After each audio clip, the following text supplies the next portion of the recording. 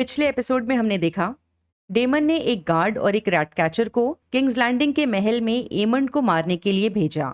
ये एमंड को तो नहीं ढूंढ पाए, सो उन्होंने किंग्स एगॉन के बेटे जहेरस को मार डाला। तो एपिसोड शुरू करने से पहले एक छोटी सी रिक्वेस्ट, इस चैनल को अगर आपने अभी तक सब्सक्राइब नहीं किया है तो कर लीजिए और वीडियो देखने के बाद या तो स्टार्टिंग में ही उसे लाइक कर लीजिए। House of the dragon season 2 episode 2। Episode का नाम है रेनेरा द क्रूअल। एक लड़की खून से सना एक कंबल ले जा रही है। किंग्स गार्ड रेड कीप में काम करने वालों को इकट्ठा कर रहे हैं। महल में अफरा तफरी मची हुई है। एगॉन गुस्से में अपने पिता के बनाए सिटी मॉडल के टुकड़े करता है और चिल्लाता है कि वो सारे गद्दारों और विलन्स को मार डालेगा। एमंड अपने कमरे में है। वो देखता है कि जो कॉइन्स वो और सर क्रिस्टन कोल मैप पर मूव कर रहे थे अब मिसिंग हैं। उनमें से एक कॉइन उसे टेबल के नीचे मिलता है। वहीं sir auto Hightower queen Alicent को अश्योर करते हैं कि गेट्स बंद हैं और वो विलन्स को ढूंढ निकालेंगे। एलिसेंट सोचती है कि क्या ये सब उसके खुद के गुनाहों की सजा है। वहीं ऑटो कुछ ज्यादा ही पॉजिटिव है। वो कहते हैं भले ही जो हुआ वो बुरा है, लेकिन इससे कुछ अच्छा भी हो सकता है। स्मॉल काउंसिल रूम में एगॉन बेहद गुस्से में और गम में है। एगॉन को लग रहा है रेनेरा उसके बच्चे की मौत की खुशी मना रही होगी। वहां लॉर्ड लैरिस आकर अनाउंस करते हैं उन्होंने किसी को पकड़ा है। एगॉन हर किसी पर शक कर रहा है, लेकिन hand of the king auto समझाता है कि कोई फर्क नहीं पड़ता ये कत्ल किसने किया, वो लोग रेनेरा को ब्लेम करेंगे चाहे सच कुछ भी हो। एगॉन वीक ना दिखने के लिए कोई एक्शन चाहता है। ऑटो कहता है किंग को ऑलरेडी वीक परसीव किया जा रहा है। ये बात एगॉन को और ज्यादा गुस्सा दिलाती है। वो फिर से तोड़ फोड़ करने लगता है। ऑटो सजेस्ट करता है कि अगर वो फ्यूनरल प्रोसेशन यानी शव यात्रा रखते हैं तो मरे हुए बच्चे की बॉडी डिस्प्ले कर सकते हैं। ऐसे में सब लोग रेनेरा के अगेंस्ट हो जाएंगे। एलिसेंट इस आइडिया से शॉक्ड है। एगॉन भी नहीं चाहता कि उसके बेटे की लाश की सड़कों पर परेड करवाई जाए। हालांकि ऑटो उसे कन्विंस कर लेता है। वो कहता है एलिसेंट और हेलेना भी इस शव यात्रा में शामिल हों ताकि सब उनका दुख देख सकें। हेलेना ऐसा कुछ नहीं चाहती, लेकिन उसकी माँ एलिसेंट समझाती है कि सबके भले के लिए कभी कभी हमें दिखावा करना पड़ता है। इसके बाद हम देखते हैं एलिसेंट और हेलेना दोनों ने वेल्स पहनी हुई हैं। आगे बढ़ते बढ़ते बच्चे की बॉडी जिस गाड़ी में रखी है वो एक गड्ढे में अटक जाती है। यहाँ भीड़ क्वीन के करीब आने लगती है। कैस्केट हिलने लगता है और हम हेलेना को घबराते हुए देखते हैं। वही शहर के तहखानों में लैरिस कातिल को इंटेरोगेट कर रहा है। वो अपना टॉर्चर टूल सेट ओपन करता है और आदमी डर कर कहता है मुझे डेमन टारगेरियन ने हायर किया था।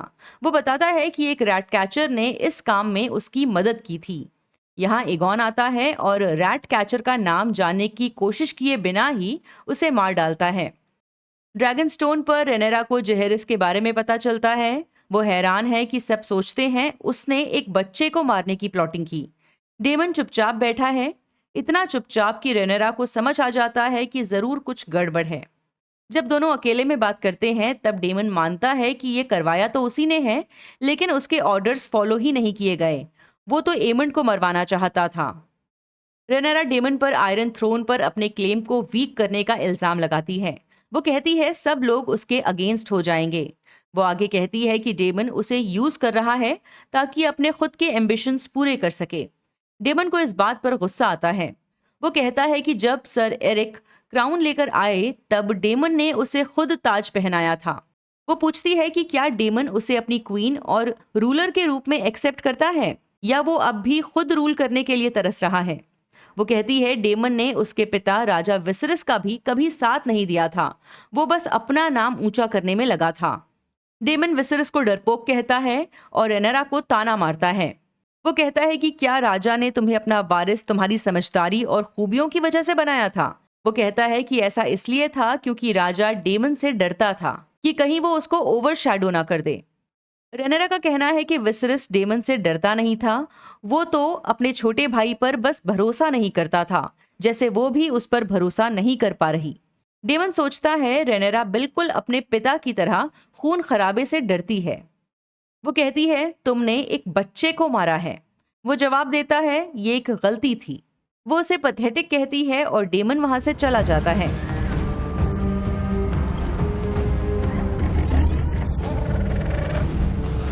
बाद में बेला रेनेरा से मिलने आई है।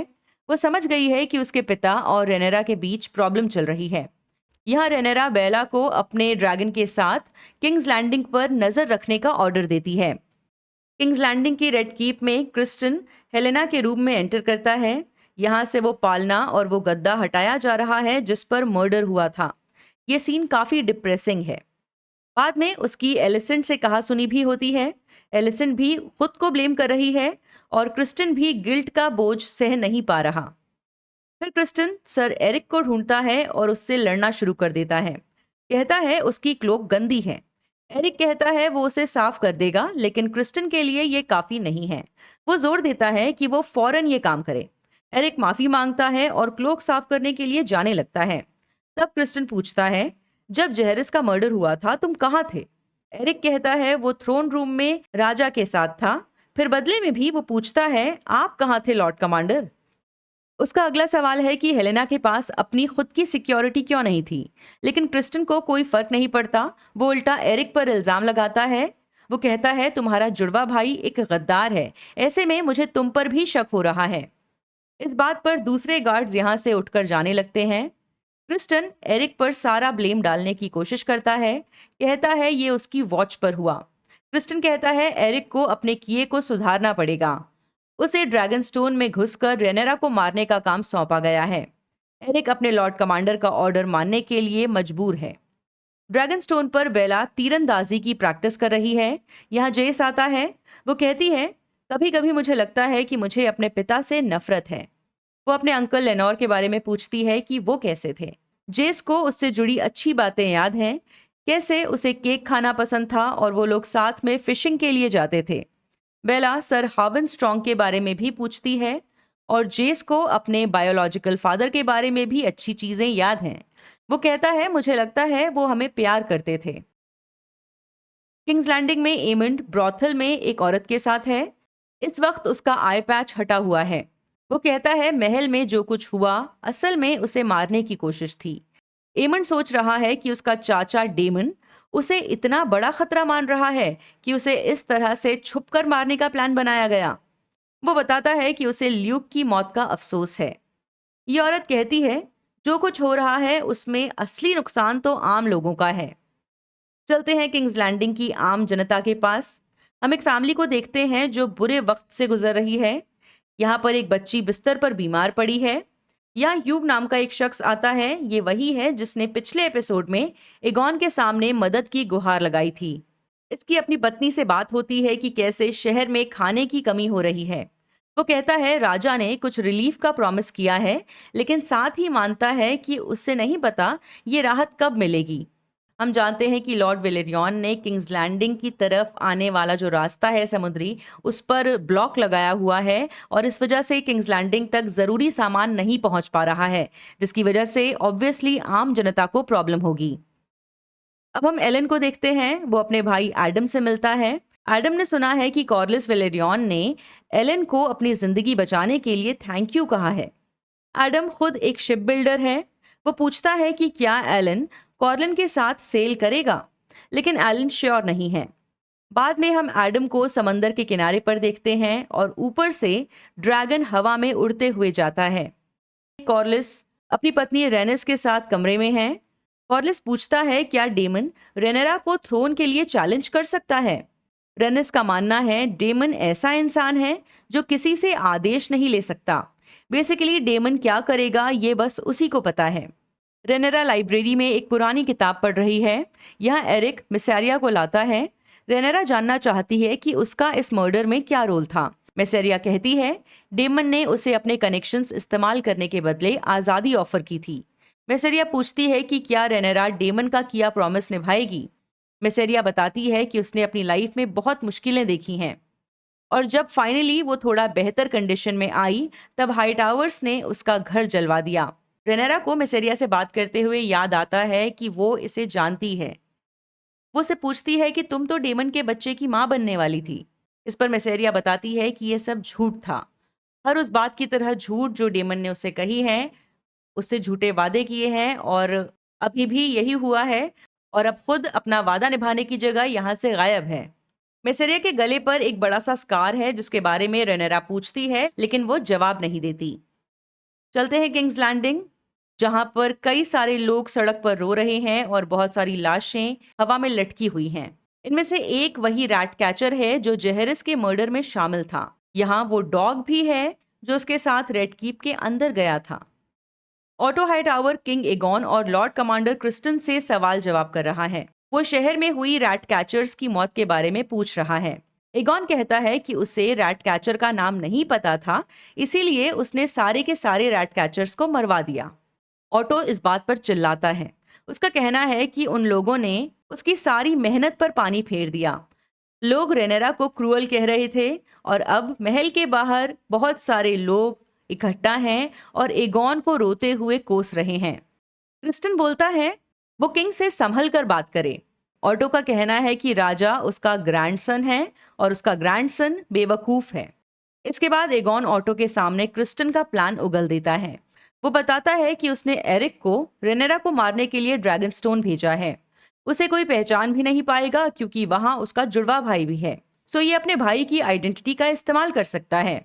ऑटो हैरान है, पूछता है कि क्या वो कभी अपने फादर और उनकी डिग्निटी के बारे में सोचता है? क्या वो ये समझता है कि उसके पिता कितने अच्छे राजा थे? फिर वो गुस्से में कहता है तुम्हारे पिता तुम्हारे बारे में सही थे। एगॉन कंफ्यूज्ड है। वो कहता है उन्होंने मुझे राजा बनाया। ऑटो हंसकर कहता है क्या तुम्हें ऐसा लगता है? अब बारी एगॉन की है। वो सीधा कहता है कि अब उसे एक न्यू हैंड की जरूरत है। वो ऑटो को अपना पेन क्रिस्टन को सौंपने के लिए कहता है।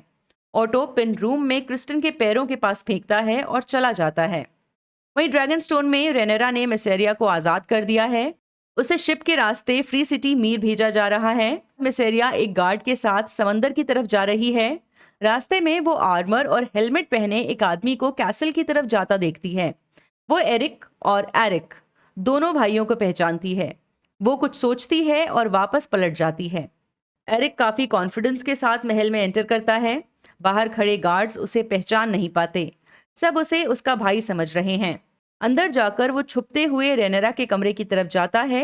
एक दरवाजे को बाहर से लॉक करके वो दूसरे डोर पर पहरा दे रहे गार्ड को छुट्टी दे देता है। फिर वो अचानक रूम में घुसता है।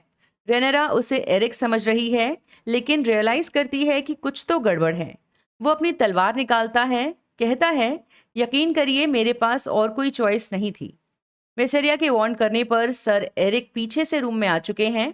वो अपनी क्वीन को बचाने के लिए अपने भाई से लड़ने के लिए तैयार हैं। रेनेरा यहाँ मौजूद मेड को सर लॉरेंट को लेने के लिए भेजती है। दोनों भाइयों के बीच तलवारबाजी चल रही है। लॉरेंट आ तो गया है बट उसे खुद नहीं पता कि कौन कौन है। आखिरकार जो भाई रेनेरा को मारने के लिए आया था मारा जाता है और जो भाई रेनेरा को बचा रहा था उससे माफी मांगता है और फिर खुदकुशी कर लेता है। बेसिकली उसने अपने भाई को मार तो डाला बट इस गम को सह नहीं सकता। किंग्स लैंडिंग में ऑटो अपना सामान बांधकर ओल्ड टाउन वापस जा रहे हैं। वहाँ एलिसेंट का तीसरा बेटा डेरॉन रहता है। ऑटो को अब उससे उम्मीदें हैं। एलिसेंट का कहना है कि ऑटो हाई गार्डन जाए और टायरल्स को अपनी साइड लाए। ऑटो को उम्मीद है कि अगर वो मिलकर काम करें तो अब भी किंगडम में शांति ला सकते हैं। बाद में एलिसेंट एगॉन को ढूंढती है। वो अकेले में रो रहा है। एलिसेंट उसे देखकर चुपचाप अपने रूम में वापस चली जाती है। यहाँ क्रिस्टन दरवाजे के बाहर मौजूद है। एलिसेंट उसे थप्पड़ मारती है, लेकिन साफ पता चल रहा है ये एक दूसरे से दूर नहीं रह सकते। इनके बीच किसिंग और कुछ दिनों के लिए होल्ड पर रहा इनका अफेयर फिर से शुरू हो जाता है और खत्म हो जाता है ये एपिसोड। कैसा लगा जरूर बताइएगा कमेंट्स में और वीडियो को लाइक करना मत भूलिए। बाय।